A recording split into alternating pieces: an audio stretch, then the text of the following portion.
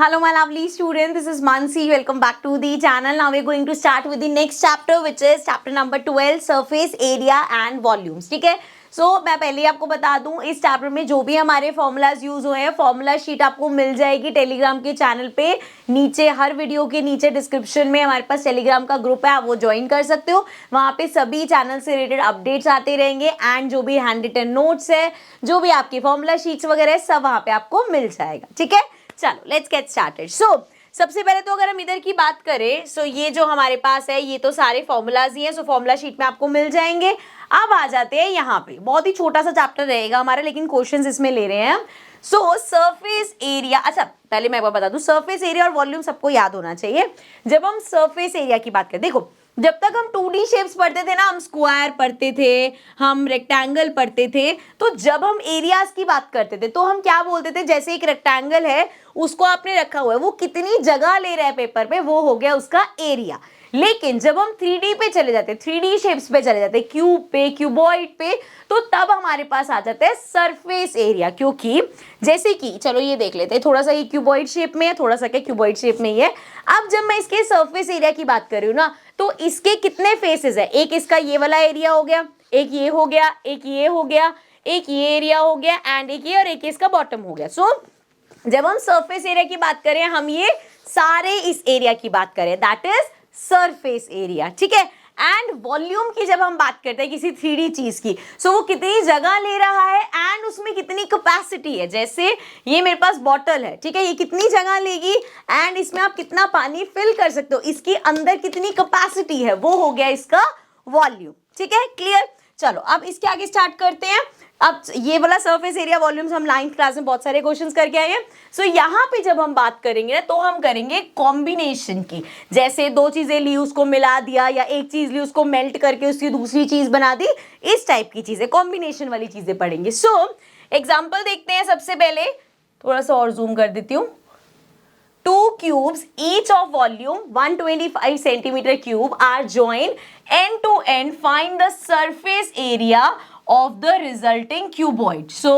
दो क्यूब्स थे हमारे पास, उसको हमने एंड टू एंड ज्वाइन कर दिया। अब देखो दो क्यूब्स थे, क्यूब्स के हमें पता है क्या होता है, सारी साइड्स वगैरह सबको लेंथ ब्रेथ हाइट सब सेम होती है। लेकिन जब आप उनको ज्वाइन कर दोगे, अब देखो उसकी हाइट तो सेम ही रहेगी, ठीक है, ए है तो वो ए ही रहेगी, ठीक है, उसकी जो यहाँ की लेंथ है, जो ब्रेथ है समझ लो, विथ है, वो भी सेम रहेगी, वो भी ए रहेगी। लेकिन क्योंकि वो एंड टू एंड ज्वाइन हुए हैं, एक क्यूब ये फ्रंट है उसका, तो यहाँ पे जो लेंथ है वो ए प्लस ए हो जाएगी, मतलब 2a हो जाएगी। ठीक है, ये चीज समझ आई, क्योंकि दो क्यूब थे, दोनों की ए लेंथ थी, तो वो कंबाइन होके 2a हो गई। ठीक है, समझ में आ गया। चलो अब यहाँ पे देखो, हमें क्वेश्चन में गिवन क्या था, हमें तो ये साइड भी नहीं गिवन थी, हमें क्वेश्चन में गिवन है वॉल्यूम ऑफ क्यूब। वॉल्यूम हमारा क्या होता है, जब हम क्यूब की बात करते हैं तो जो हमारी साइड है, जैसे यहाँ पे ए हमने साइड ली, ए क्यूब, ये हो जाएगा हमारा वॉल्यूम कितना गिवन है 125। 125 इक्वल्स टू, अगर ए क्यूब करेंगे तो ए क्या होगा, क्यूब रूट में हमारे पास आ जाएगा 125 मतलब 5, तो ए इक्वल्स टू हो गया 5। ठीक है, यहाँ से हमें a मिल गया एंड ये जो हम कह रहे थे लेंथ जो होगी 2a होगी। 2a मतलब कितनी हो गई, 2 into 10 आया ना, इस 5 आया, 5 2 जा 10, लेंथ आ गई हमारी 10। ठीक है, अब देखो हमें क्या निकालना है, सरफेस एरिया निकालना है। तो अब हमारे पास क्यूब नहीं है, जब हमने दोनों को ज्वाइन किया तो वो क्यूबॉइड बन गया, तो क्यूबॉइड का हम अगर सरफेस एरिया निकालें, अगेन इसको थोड़ा सा और जूम कर लेते हैं। वी हैव, चलो मैं इधर यहाँ पे लिख देती हूँ, क्यूबॉइड का क्या होगा हमारे पास, we have 2lb plus bh plus hl। ठीक है, इसमें वैल्यूज पुट कर लेते हैं। l लेंथ कितनी है 10 है, ब्रेथ कितनी है 5 है, प्लस ब्रेथ कितनी है 5, हाइट अगेन 5 प्लस हाइट 5, लेकिन लेंथ 10 एंड इसको सॉल्व कर देंगे, ये आ जाएगा 2, ये आ गया 50 प्लस 25 प्लस 50, एक बार चेक कर लो यहाँ तक, ठीक है 2, हाँ तो फिर कैलकुलेशन में आ गया 250 आ जाएगा। इसको सॉल्व करके इस तरीके से निकाला हमने। ठीक है, एक और क्वेश्चन इसी तरीके का देख लेते हैं वॉल्यूम के ऊपर। ठीक है, अभी हमने सरफेस एरिया निकाला, वॉल्यूम देखते हैं। A solid is in a form of a cylinder with hemispherical ends, the total height of the solid is 20। इसमें छोटी छोटी चीजें, कैलकुलेशन पे मैं नहीं जाऊंगी, लेकिन छोटी छोटी चीजें जो हम गलती कर देते हैं वो मैं यहाँ पे हाईलाइट कर देती हूँ इस टाइप के क्वेश्चन में। अब देखो हमें कैसी फिगर दी है एक सॉलिड है जो कि सिलेंडर की फॉर्म में है, ठीक है। जब हम सोचेंगे सिलेंडर की फॉर्म में है तो मतलब एक तो ये मार्कर नहीं आता, इस तरीके से होता है सिलेंडर, ठीक है। तो हमने कहते हैं ठीक है, इन्होंने बोला एक सॉलिड है सिलेंडर की शेप में विद हेमिस्फेरिकल एंड्स। अब उसके जो एंड्स है वो एक हेमिस्फेयर, जैसे इसका टॉप सर्कुलर है, हेमिस्फेयर कैसा होता है नीचे से सर्कुलर ऐसे आधा ये, तो मतलब ये ऊपर आ गया, ठीक है। मतलब नीचे का सर्कुलर एक सर्कुलर में फिट हो गया, यहाँ पे भी हेमिस्फेरिकल एंड है, ठीक है। उसको शेप बनाने में कोई दिक्कत नहीं।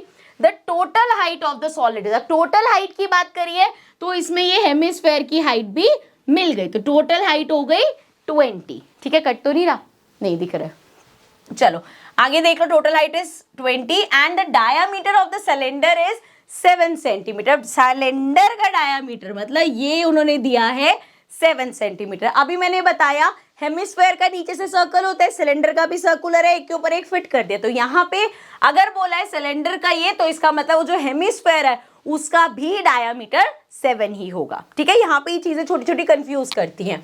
Find the total volume of the solid. अब आपको इस पूरे का क्या निकालना है, वॉल्यूम निकालना है। तो कैसे निकालेंगे, देखो सबसे पहले तो यहाँ पे दो चीजें जो आप गलत कर सकते हो। जब हम हाइट की बात करें ना तो ये टोटल हाइट दे रखी है, हमें सिलेंडर की हाइट नहीं दी।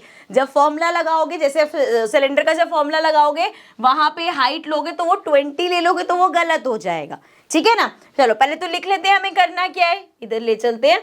अगर आपको इस फिगर का वॉल्यूम निकालना है सो वॉल्यूम हमारा क्या होगा, वॉल्यूम ऑफ, ज्यादा ही बड़ा हो गया ना पेन, चलो कोई बात नहीं, वॉल्यूम ऑफ सिलेंडर, ये जो हमारा सिलेंडर था इसका वॉल्यूम प्लस हेमिस्फेयर, दोनों सेम है, दो बार ऐड करो या इंटू 2 कर दो एक ही बात है, 2 इंटू वॉल्यूम ऑफ किसका वॉल्यूम, कहाँ गया, हेमिस्फेयर का वॉल्यूम, ठीक है। शॉर्ट में लिखा है, समझ लेना, volume of cylinder plus 2 hemisphere का वॉल्यूम, ठीक है। तो अगर वॉल्यूम की बात करें तो वॉल्यूम ऑफ सिलेंडर क्या है, pi r square h plus 2 into hemisphere का क्या होता है 2/3 पाई आर क्यूब, ठीक है। फॉर्मूलाज लिख लिया हमने।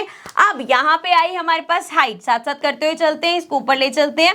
पहली चीज तो कैलकुलेशन सिंपल करने के लिए जो कॉमन है वो अलग से ले लो, इस पूरे में और इस पूरे में पाई कॉमन है, दोनों की रेडियस सेम है, रेडियस भी निकाल के दिखा लेना। रेडियस कितना होगा, डायमीटर 7 दे रखा है, 7/2 मतलब हमारे पास आ जाएगा रेडियस 3.5, ठीक है। अब जो कॉमन है वो ले लो, पाई कॉमन है, आर यहाँ पे 3 है, यहाँ 2 है, आर स्क्वायर कॉमन हो गया, ठीक है। अब यहाँ देखो क्या बचा, यहाँ पे बचा एच प्लस इधर क्या हो जाएगा 2 2 4/3, पाई बाहर चला गया, आर सिर्फ 1 बचा, ठीक है। अब आ जाओ जरा, चलो पाई की वैल्यू लिख लोगे 22/7, रेडियस क्या होगा हमारा 7/2 ले रही हूं मैं ताकि कैलकुलेशन से मैं सीधा सीधा कट जाए ये। हाइट, हाइट किसकी बात हो रही है, सिलेंडर की हाइट की बात हो रही है। तो सिलेंडर की हाइट यहां से कैसे निकालोगे, देखो जब हमें हेमिस्फेयर का बताया गया था मैंने आपको बोला ये 7 होगा, इसकी रेडियस अगर हमने निकाली 3.5, सो ये वाला पार्ट भी तो 3.5 होगा, एंड इसको ऊपर कर लेते, नीचे करते थोड़ा सा, ये वाला पार्ट भी 3.5 होगा। सो दैट मीन्स इस 20 में से ऊपर वाले का 3.5, नीचे वाले का 3.5 माइनस कर दो, क्या हो जाएगा 20 minus 3.5 plus 3.5, minus minus plus हो जाएगा ना। सो 20 माइनस 7 13 आ जाएगा। यहाँ पे गलती कर देते हो आप कि ये जब हाइट लिखते हो तो आप 20 लिख देते हो, हाइट इज पूरे फिगर की है, सिलेंडर की नहीं, ठीक है। चलो अब यहाँ पे वैल्यूज पुट करते हैं, पूरी कैलकुलेशन नहीं, मुझे बस ये समझाना था।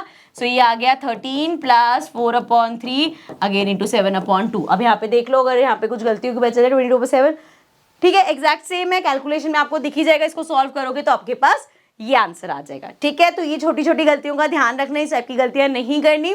फॉर्मूला शीट आपको टेलीग्राम ग्रुप पे मिल जाएगी। Now I will see you all in the next video, then take care and bye bye.